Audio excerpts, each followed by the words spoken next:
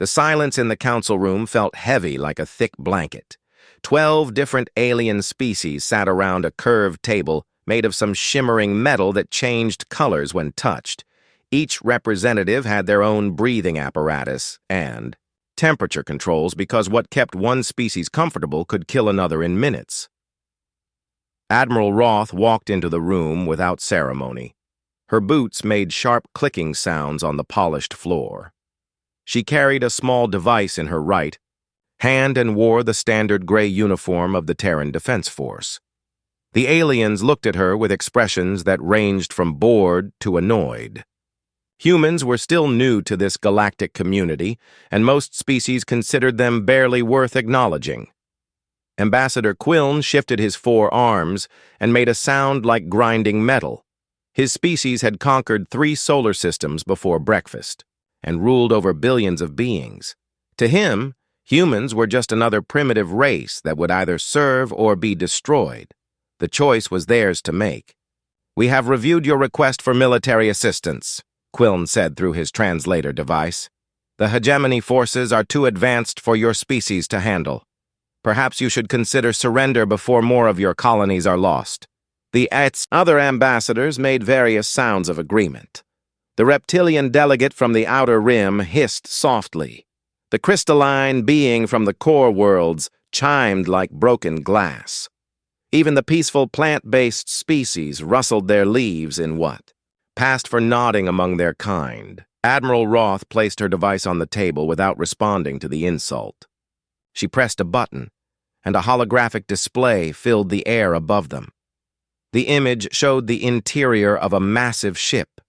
Bodies were scattered across metal floors. Scorch marks covered the walls. Emergency lights flashed red in the darkness. "This footage was recovered from a hegemony dreadnought 3 days ago," she said simply. The aliens leaned forward to study the images more carefully. Ambassador Quillen's eyes widened as he recognized the ship design. It was one of the newer models, equipped with shields that could absorb nuclear blasts and weapons that could crack planets in half. The crew of such a ship numbered in the thousands, and each warrior was genetically enhanced for combat. "What happened here?"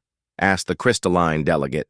Her voice sounded like wind chimes in a storm. "Watch," Admiral Roth said. The footage began to move. A single figure appeared in the corridor, moving with purpose but not haste. The being wore standard human clothing and carried what appeared to be basic tools and weapons. Nothing fancy or advanced by galactic standards. As the figure moved deeper into the ship, the camera angles changed to follow the path of destruction. The first hegemony warrior appeared around a corner, weapon raised and ready to fire. The human figure moved faster than the camera could track, clearly. When the motion stopped, the alien warrior was on the ground and the human had the warrior's weapon. "Impossible," Quillen muttered. More footage played. The human figure encountered groups of hegemony soldiers. Each engagement lasted only seconds. The aliens had energy shields, advanced armor, and weapons that could cut through starship hulls. None of it seemed to matter. The human used their environment, their enemy's equipment, and methods of fighting that made no sense by conventional military standards. The most disturbing part was how calm the human remained throughout. No rage, no battle fury, no dramatic gestures, just efficient, methodical work, like someone fixing a broken machine. The hegemony crew numbered over 2,000. Admiral Roth continued. This one human neutralized their entire combat force and captured their ship intact. The surviving crew members are still in shock. They keep asking how one primitive being could defeat their entire military unit. The room erupted in overlapping voices, translations, and various alien sounds of disbelief. Ambassador Quillen stood up so quickly that his chair fell backward. "This is fabricated," he declared. "Your species cannot even defend your own colonies without assistance. No single being could accomplish what this footage suggests." "The hegemony survivors confirm every detail," Admiral Roth replied calmly. "Their own ship's computers recorded everything. Their military analysts have studied the footage for weeks and cannot explain what they witnessed." The reptilian delegate hissed loudly. What weapons did this human use? What technology? Basic kinetic projectile weapons, some improvised explosives, and various tools taken from the ship itself, Admiral Roth answered. Nothing that your species would consider advanced. Then how? Demanded the plant-based representative, her leaves rustling with agitation. Admiral Roth smiled for the first time since entering the room. That's what makes this interesting. You're all thinking about this wrong. You see one human defeating thousands of enhanced warriors and assume there must be some hidden technology or secret weapon involved. You cannot believe that a maintenance worker from a frontier colony could accomplish what your best military units would find impossible. She paused the footage on an image of the human figure standing in the ship's command center. The being looked tired but not particularly triumphant. Just someone who had finished a difficult job and wanted to go home. The being in this footage is named Tom Bishop, she continued. He's 42 years old, born on a farming colony, and has worked in station maintenance for the past 8 years. His psychological profile indicates he prefers quiet work and avoids social situations when possible. By all accounts, he's the most ordinary human you could imagine. The alien stared at the frozen image with growing unease. If this ordinary human could single-handedly defeat a hegemony dreadnought, what did that say about the species as a whole? We demand to interrogate this Tom Bishop, Quillen said finally. That won't be possible, Admiral Roth replied. He's already returned to his maintenance duties and has requested a transfer to an even quieter posting.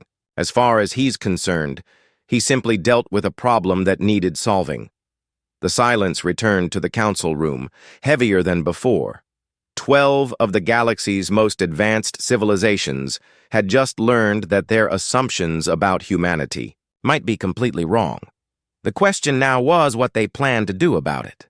Tom Bishop crawled through the maintenance tunnel with a wrench in one hand and a diagnostic scanner in the other. The air filtration system on level 7 had been making strange noises for 3 days, and the station administrator wanted it fixed before the weekly inspection. Tom didn't mind the work. The tunnels were quiet, and he could think while his hands stayed busy. At 42, Tom had found his place in the universe. Proxima Station orbited a small planet on the edge of human territory and served as a refueling stop for cargo ships heading deeper into space. Nothing exciting ever happened here. The most dangerous thing Tom usually dealt with was a faulty pressure seal or an overheated power coupling. That's exactly how he preferred things. The scanner beeped as Tom reached the problem area. Someone had installed the wrong size filter 3 months ago, and the system had been working overtime to compensate. Tom pulled out the old filter and noted the part number. Standard mistake. He'd seen it dozens of times before. His personal communicator buzzed with an emergency alert. Tom ignored it and continued working. Emergency alerts on Proxima Station usually meant someone had spilled coffee on a control panel or a cargo ship was running late. Real emergencies were someone else's job to handle. The second alert made him pause, then the third. When the fourth alert came with flashing red lights in the tunnel, Tom finally activated his communicator. All personnel report to emergency stations immediately, the voice announced. Unknown vessels approaching station. This is not a drill. Tom sighed and packed his tools. He'd been hoping to finish the filter replacement before lunch. Now he'd have to sit in some crowded room while security ran their exercises and pretended it was important. He made his way toward the nearest emergency station, taking his time because rushing never made these things end faster. The lights went out.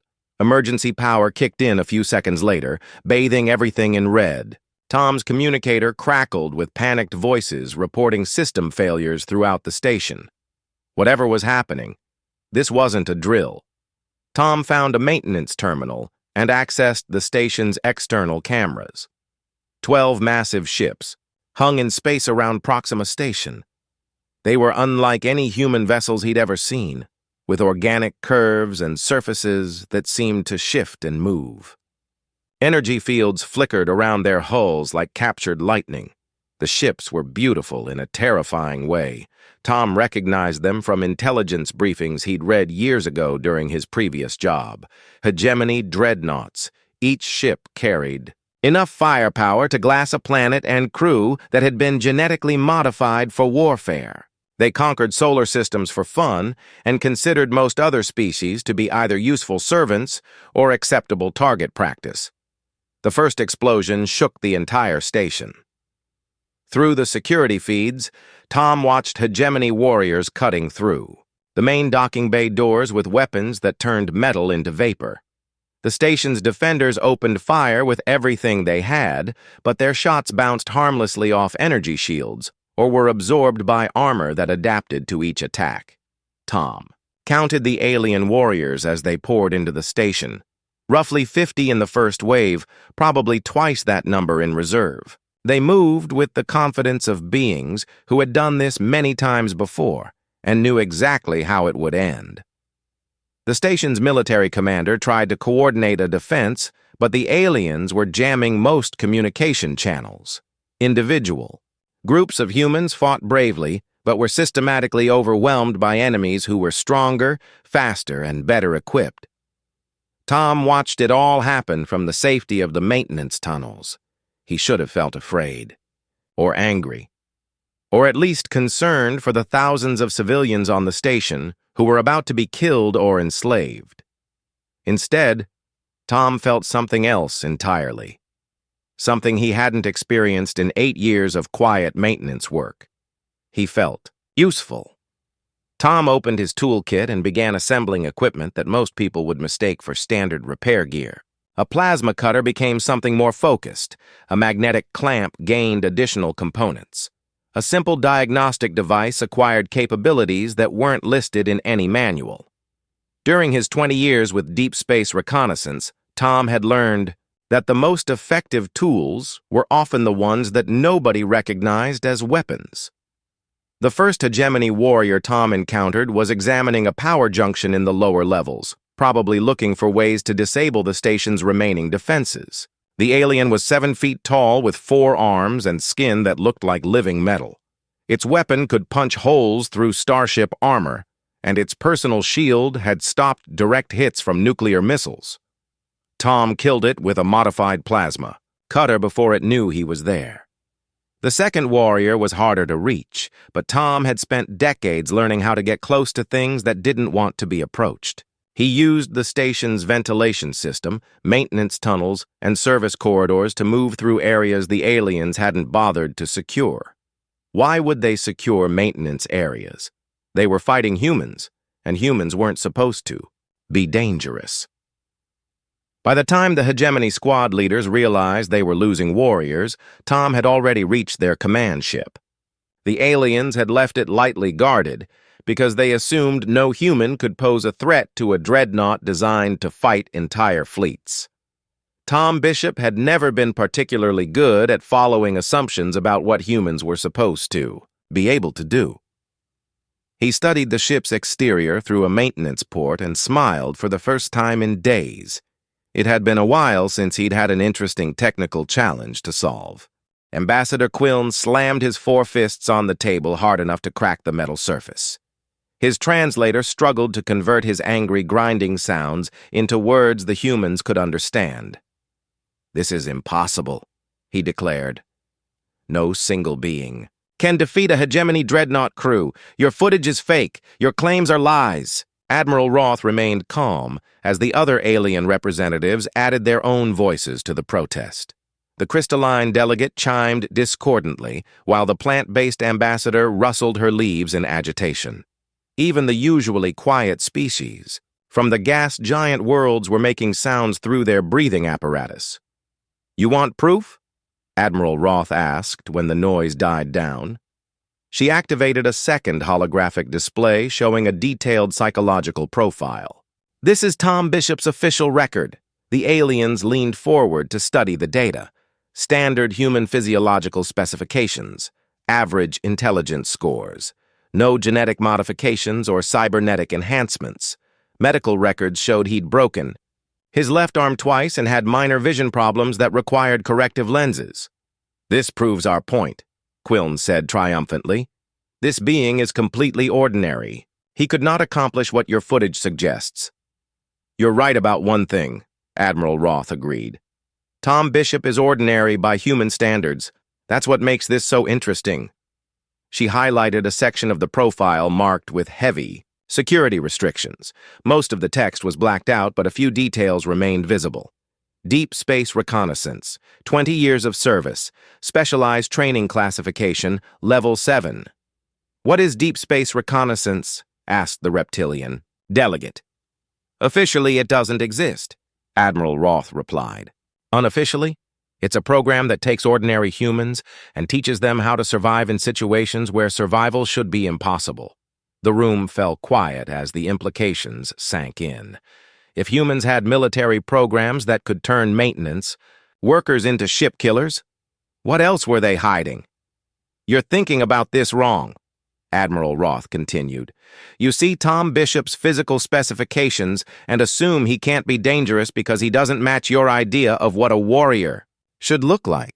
But humans didn't evolve to be warriors in the way you understand the term." She activated a third display showing evolutionary data about human development over millions of years. The aliens studied images of early human ancestors hunting creatures, 10 times their size, using nothing but persistence and intelligence. "Your species developed technology to become apex predators," Admiral Roth explained. "Humans were apex predators long before we developed technology. We learned to hunt by being smarter than our prey, not stronger or faster. The plant-based..." Delegate made a sound like wind through dried leaves. "But the hegemony warriors have superior technology. They should have every advantage." "That's exactly the problem," Admiral Roth said with a smile.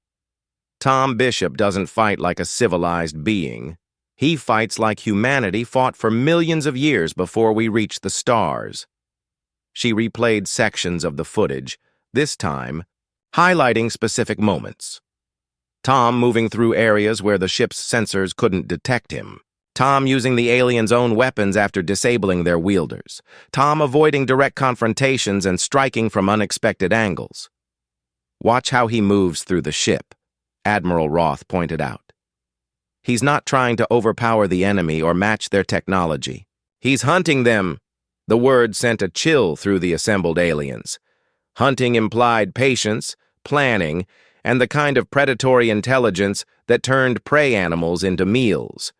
"The hegemony warriors were expecting to fight soldiers," Admiral Roth continued. "Instead, they encountered something their evolution never prepared them for. A persistence predator that could think, plan, and use their own advantages against them." Ambassador Quillen studied the footage more carefully. Now that he knew what to look for, he could see the pattern. Tom Bishop moved like something that had been designed by evolution to kill things that were bigger, stronger, and better armed. "Your species are all civilized," Admiral Roth said, addressing the room. "You fight wars with honor, rules, and predictable tactics. You use superior technology to overwhelm inferior forces. You expect your enemies to fight back in ways you can understand and counter." She paused the footage on an image of Tom standing over 3 dead hegemony warriors. "Tom Bishop doesn't fight with honor or rules or predictable tactics. He fights to win, using whatever methods work best. To him, those hegemony warriors weren't proud enemy soldiers deserving of respect. They were problems that needed to be solved efficiently." The crystalline delegate chimed softly. "Are all humans capable of this behavior?" Admiral Roth's smile became predatory. "Tom Bishop was a maintenance worker who hadn't seen combat in 8 years. What do you think our actual military units are capable of?" The question hung in the air like a threat. 12 advanced alien civilizations had just learned that humanity's idea of an ordinary citizen could single-handedly defeat their elite military forces. "The Deep Space Reconnaissance Program," Quillen said slowly. "How many humans have this training?" "That information is classified," Admiral Roth replied. but I can tell you that we've been preparing for contact with hostile alien civilizations for longer than most of you have known humans existed." She deactivated the displays and picked up her device. "Tom Bishop represents something you've never encountered before. A species that became apex predators through intelligence rather than strength, and learned to use that intelligence to turn any environment into a hunting ground." As Admiral Roth walked toward the exit, Ambassador Quillen called out one final question. "Why are you showing us this footage? What do you want from us?" Admiral Roth turned back with that same predatory smile. "We want you to understand what you're really dealing with.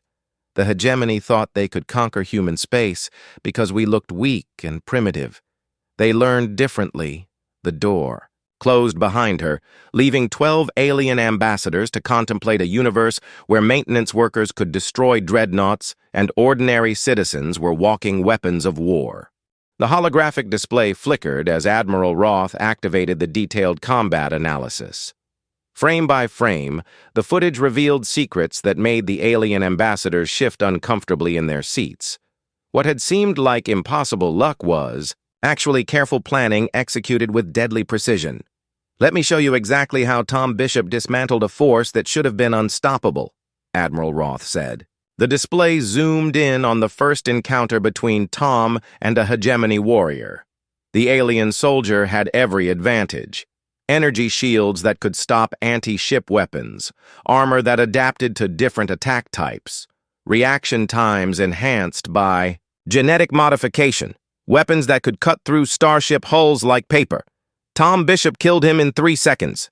"Watch the approach," Admiral Roth instructed. The footage slowed to show Tom moving through the station's maintenance tunnels. He avoided the main corridors where the hegemony sensors were focused. He used blind spots in their detection grid.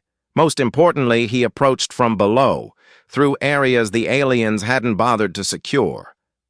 The hegemony warrior never saw him coming because Tom understood how their technology worked better than they did, Admiral Roth explained. During his deep space reconnaissance training, Tom studied every known alien military system. He knew their sensors were designed to detect threats moving through normal ship corridors, not maintenance tunnels. Ambassador Quillen made a grinding sound of frustration. But how did he penetrate the energy shields? Our own military advisors confirmed they could stop plasma cannon fire. The display showed Tom's weapon in slow motion. What looked like a standard plasma cutter had been modified with components that shouldn't have been able to work together. A magnetic field generator from a cargo loader, a power coupling from a life support system, a targeting system from a broken security camera. Tom didn't try to overpower the shields, Admiral Roth said. He studied their frequency and built a weapon that could slip between the energy fields. The shield was designed to stop brute force attacks, not precisely calibrated interference patterns.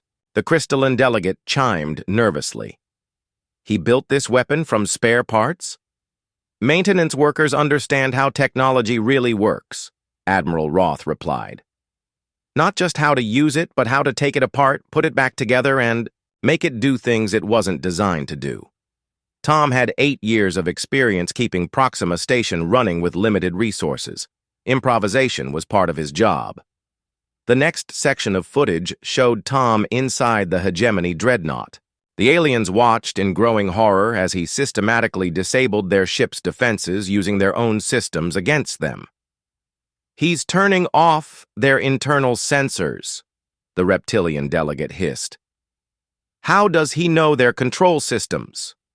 "All technology follows certain principles," Admiral Roth explained.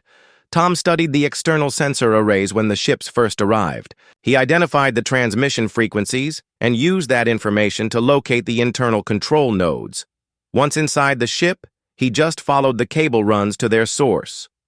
The footage showed Tom in the ship's engineering section, not destroying equipment, but carefully modifying it. He rerouted power systems, reprogrammed automated defenses, and turned the ship's own weapons against its crew. "This is impossible," Quillen protested. "He cannot understand our technology well enough to reprogram it." "Tom doesn't need to understand hegemony technology specifically," Admiral Roth said. He understands the fundamental principles that all technology is based on. Energy has to flow from source to destination. Information has to be processed and transmitted. Automated systems follow predictable patterns. She highlighted Tom's movements through the ship. He avoided heavily defended areas and concentrated on support systems. Life support, artificial gravity, internal communications, automated defenses. One by one, he turned the ship's own systems into weapons against its crew. The hegemony warriors were bred for combat, Admiral Roth continued. They know how to fight enemies with weapons and armor. They don't know how to fight their own ship when it turns against them. The most disturbing part of the footage came near the end. Tom had reached the ship's command center where the surviving crew had barricaded themselves.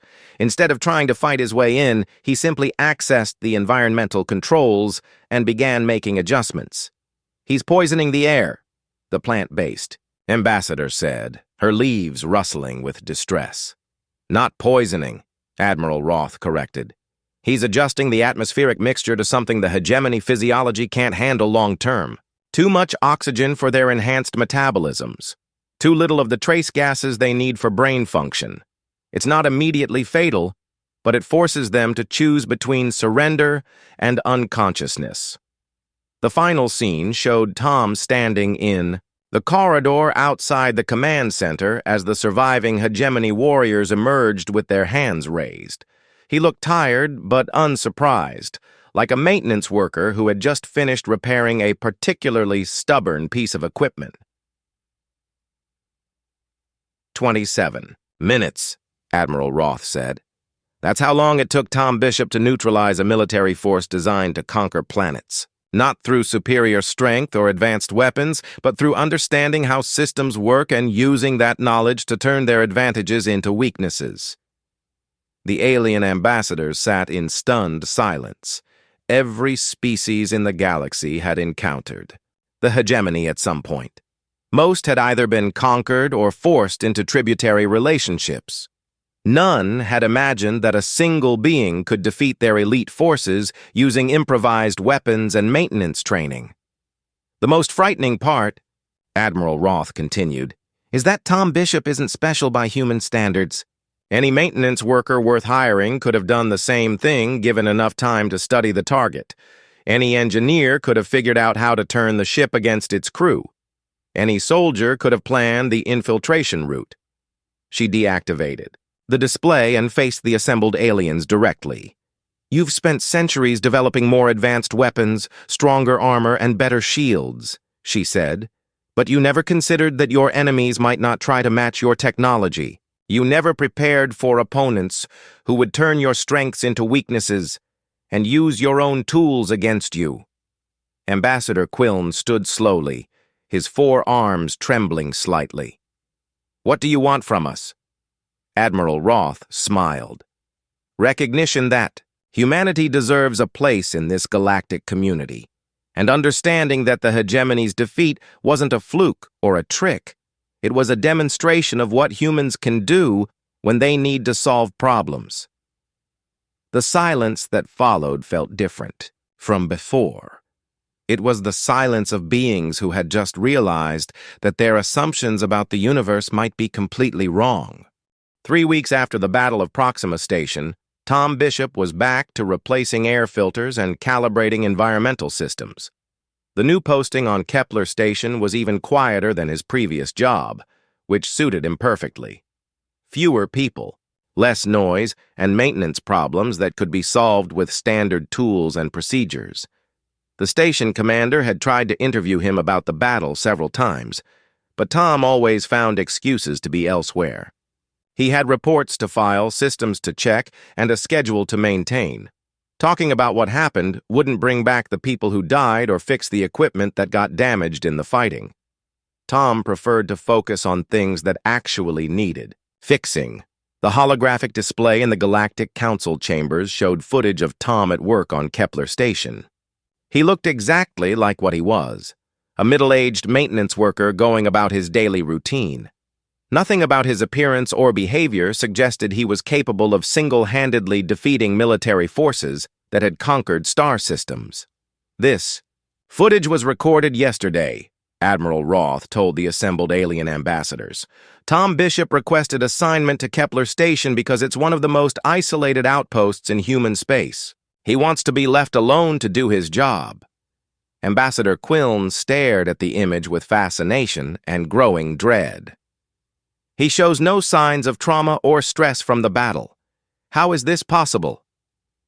Because to Tom, it wasn't a battle, Admiral Roth replied. It was a problem that needed solving. The hegemony forces were interfering with his work schedule, threatening civilians under his protection, and generally making a mess of his station. So he fixed the problem using the most efficient methods available. The crystalline delegate chimed softly. He views military combat as maintenance work?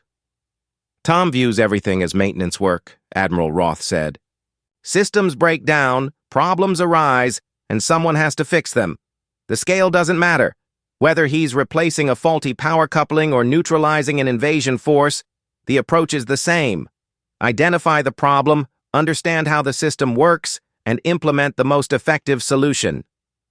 She activated a new display showing psychological profiles of other humans in similar positions throughout known space: farmers, teachers, shopkeepers, transport pilots, and dozens of other ordinary occupations. The profiles looked unremarkable until the security classifications became visible. Tom Bishop isn't unique, Admiral Roth continued. Humanity has been preparing for contact with hostile alien civilizations for over a century. Every human who works in space has basic training in what we politely call problem resolution. Most never use it because most problems can be solved through diplomacy or standard security procedures. The alien ambassadors studied the profiles with growing alarm. Thousands of humans with similar training working throughout the galaxy. Ordinary citizens who could become deadly threats if circumstances required it. This is a military occupation disguised as civilian settlements, the reptilian delegate hissed. No, Admiral Roth corrected. This is a civilian population trained to handle problems that civilian populations shouldn't have to face. There's a difference. She showed footage of human colonies throughout the galaxy, farms producing food for interstellar trade, research stations studying stellar phenomena, commercial ports serving ships from dozens of species. All of it looked perfectly normal until you knew what to look for. Every human settlement is self-sufficient in ways that go beyond normal preparation, Admiral Roth explained. Every citizen has skills that extend beyond their apparent profession. Every community has resources that aren't immediately obvious to outside observers. The plant-based ambassador rustled her leaves nervously. You have militarized your entire species. We have educated our entire species, Admiral Roth replied firmly. There's a difference between teaching people how to fight and teaching them how to solve problems that might require fighting.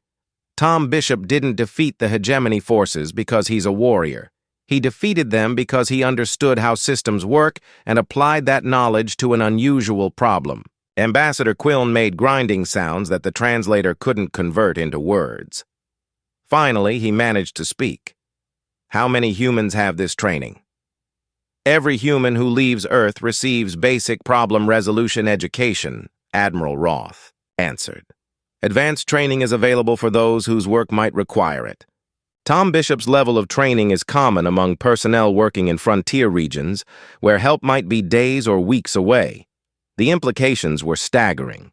Humanity had spread throughout the galaxy not as conquerors or warriors, but as problem solvers who could defend themselves when necessary. Every human colony, every trading post, every research station was potentially capable of defending itself against threats that should overwhelm them. The hegemony has been expanding for centuries, the crystalline delegate noted. They have conquered dozens of civilizations. Why did they fail against humanity? Admiral Roth smiled.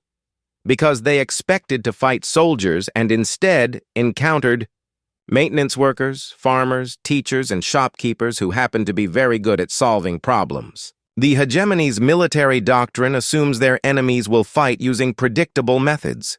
Humans don't fight, we problem solve, And our solutions don't follow anyone else's playbook. She deactivated the displays and prepared to leave the chamber. The alien ambassadors sat in stunned silence, trying to process what they'd learned about humanity's true nature. "One final point," Admiral Roth said as she reached the door. Tom Bishop's victory wasn't unusual by human standards. It was Tuesday morning maintenance work that happened to involve removing an infestation of hostile aliens from his workstation.